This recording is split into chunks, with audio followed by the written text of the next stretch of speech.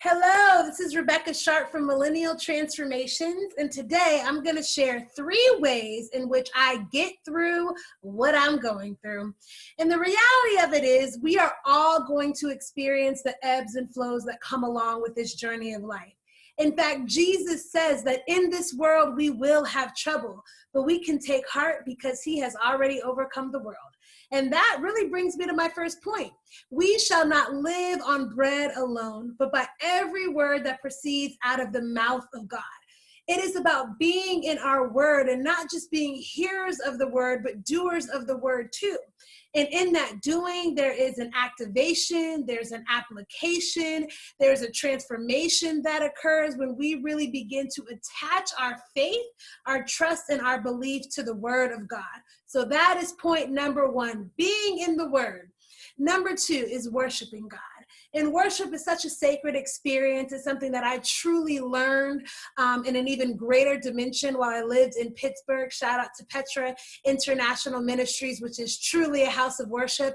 But it's not just collective worship and corporate worship. It's worshiping God with your life. It's getting in that quiet place with God. And even when you don't feel like it, in fact, I'd like to profess, especially when you don't feel like worshiping God because you're going through something and the weight of the world may be on you, that is when it's time to lift up your hands and to open your heart and to just put God back in his rightful place, which is high and lifted up. Worship will help you to just remind yourself of how big, how great, how amazing, how sovereign, how faithful our God is.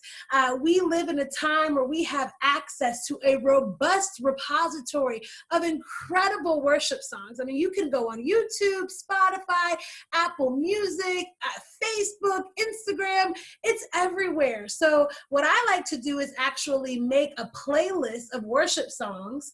And so I don't have to look very far. Sometimes I've just got to pick up my phone and press play on my worship playlist so I could just get my spirit and the Lord and begin to renew that right spirit in me. And again, it just helps me to remember who God is and that he is in control of the situation. And lastly, it's prayer. It's intercession.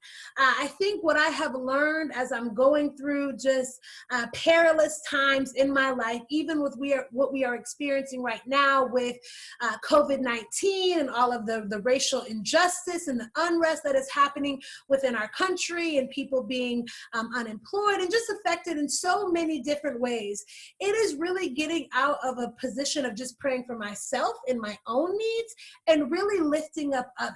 Finding somebody else to pray for, finding something else to attach my faith to, getting into a position of how can I prefer my brother over myself? And in that praying for other people, your own faith gets stirred. And as you really allow yourself to be that conduit of blessing to someone else, it's incredible how God begins to take care of everything that you've got going on.